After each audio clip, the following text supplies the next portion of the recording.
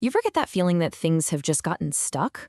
When systems, beliefs, entire cultures even, they just feel brittle, kind of hollow, like they're just going through the motions. Well, it turns out that across history and myth, whenever things freeze up like this, a very specific and pretty surprising figure shows up to shatter the ice. Okay, let's get into this. Let's talk about the incredible archetype of the trickster. And we've got to start with this quote from the psychologist Carl Jung. I mean, listen to that. He saw the trickster not as some sideshow character, but as this unbelievably powerful, world-shaping force, a forerunner of the savior. Right there, that tells you we're not just talking about some prankster. We are dealing with a sacred agent of change. So the trickster tends to show up when a society enters what some traditions call a latter age. And just to be clear, this isn't about the end of the world. It's about the end of meaning. It's that time when rituals become empty performances, when the institutions we all rely on get super rigid and just lose their original spirit. It's when everything looks right on the surface, but the life, the vitality inside, it's gone. So what happens when a culture starts to feel like a hollow shell? Well, that's the trickster's cue. That's when they get to work. But as we're about to see, their role isn't just to be a simple villain. Oh no, it's something way more complex and frankly, way more necessary. Okay, so there are two ways you can look at this. On the left, that's our default setting, right? The disruptor is a villain, an agent of pure destruction. But check out the reframe on the right. This is a powerful new way to see it. The trickster as the culture's immune system. Think about that. Its job isn't to kill the host, but to clear away all the dead and diseased cells, all those brittle ideas, to make room for new life. It's not poison, it's corrective medicine. And this chaos they bring, it's not random. It is laser-focused. The tricksters dismantles what has become ossified, hardened like old bone, totally inflexible, so that something vibrant, flexible, and genuinely alive can grow in its place. You could almost call it a sacred demolition project. And what's so wild is that this isn't just an idea from one culture. This archetype is absolutely everywhere. It's like a fundamental pattern baked into the human story. Let's take a quick look through a gallery of these characters. I mean, you've got Loki in Norse mythology, who's always there to keep the gods from getting too big for their britches. You have the Coyote figure in many Native American traditions, whose mischief constantly leads to some profound truth. We see it in the Hindu deity Krishna with his divine, norm-shattering playfulness. And get this.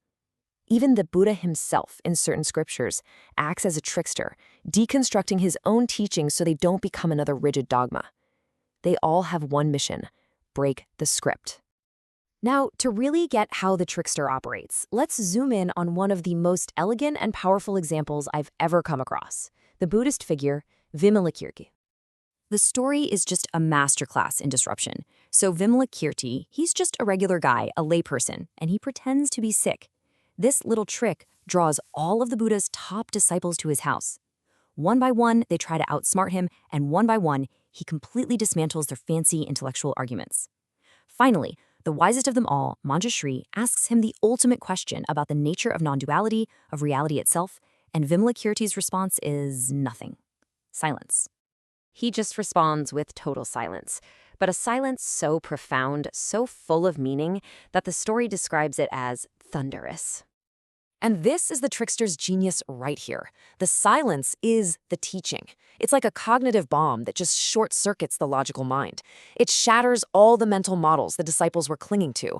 And in that moment of total collapse, with no concepts to grab onto, there is suddenly this huge open space for real, direct insight to just rush in.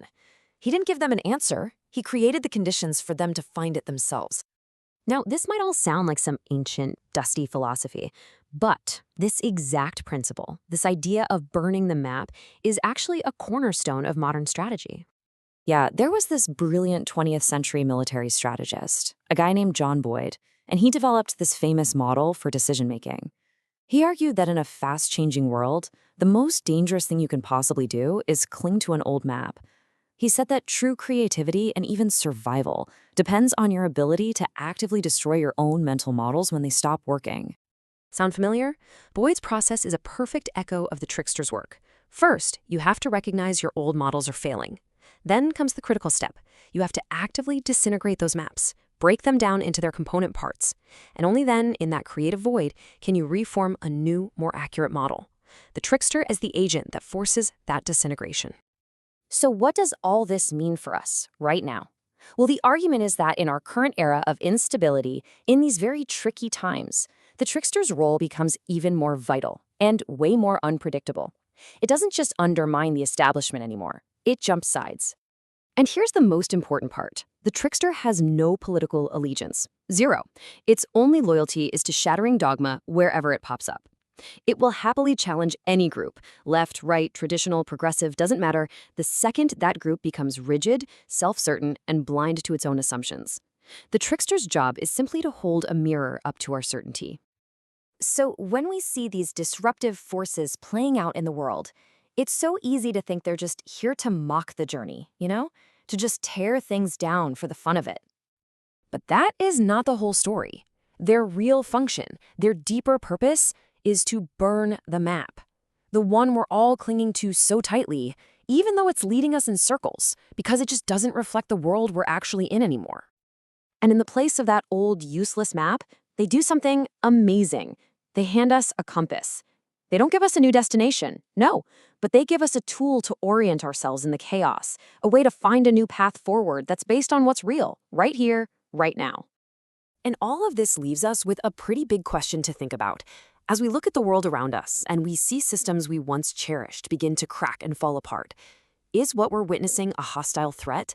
Or could it possibly be a desperate, necessary, and maybe even a sacred rescue mission in disguise?